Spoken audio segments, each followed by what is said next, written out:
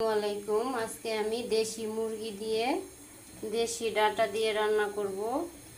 তার জন্য ডাটা মুরগি কাইটটা ধুয়ে নিছি। তার জন্য প্রথমে আমি পেঁয়াজগুলো দিয়ে দিলাম।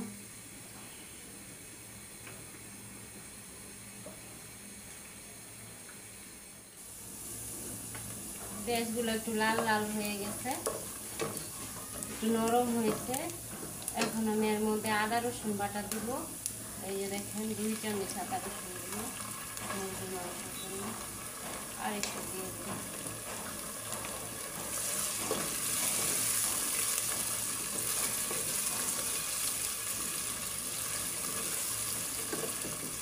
আদা রসুনটা ভালো করে কষায়া তরকারি রান্না করলে তরকারির মধ্যে আর কোনো গন্ধ থাকে না। মুরগি যে কোনো তরকারি আদা রসুন ভালো করে আগে কষায় নিলে আমার মতে ভালো লাগে। এখন মরিচের গুঁড়া, ধনিয়ার গুঁড়া, হলুদের গুঁড়া, জিরার গুঁড়া দিয়ে দিই। কাঁচা মরিচ আছে 2টা বাইঙ্গা দিয়ে দিলাম আমি।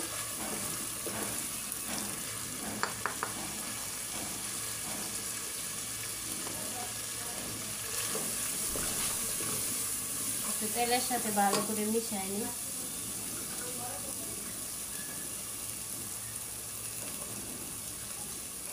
অল্প পরিমাণ পানি দিয়ে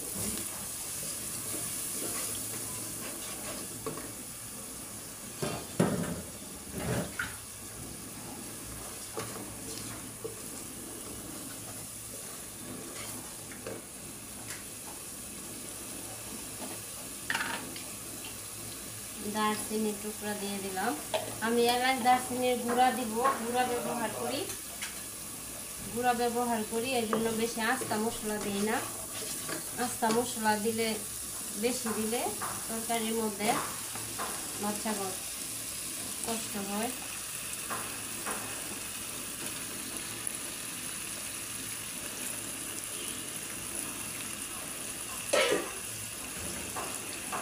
মুরগির দেশি মুরগি 2-3টা ছিল, পাওটাও রাখা দিচ্ছি আমি।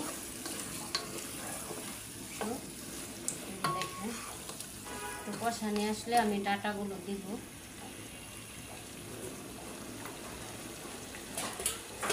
ভালো করে একটু কষায় নিই।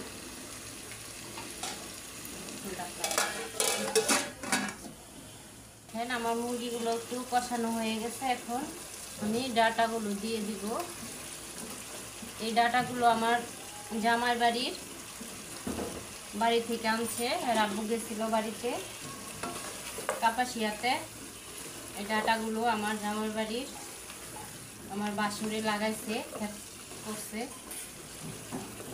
এই ক্ষেতের ডাটাটি মুরগির মধ্যে দিয়ে দিচ্ছি। আমরা কিন্তু ডাটা দিয়ে মাংস দিয়ে খাই, ভালো লাগে। তরকারিটা আমার কষানো হয়ে গেছে। এখন আমি একটু পানি দিয়ে দিব।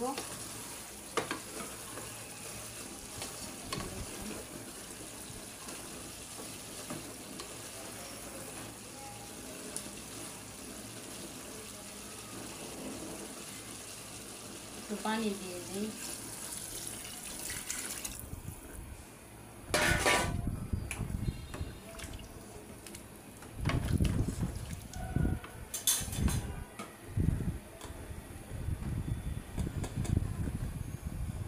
একটু গরম মশলার গুঁড়া দিয়ে দিব।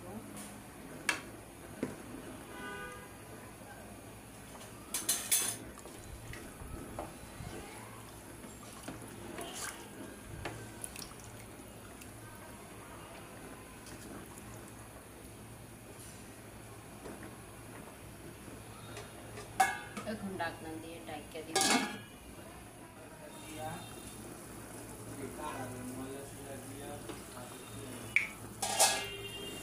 এই যে আমার তরকারিটা দেখি। এখন ডাটা দিয়ে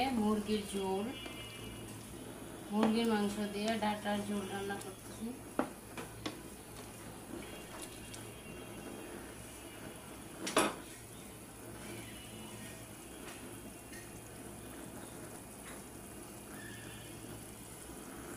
আল্লাহ হাফেজ।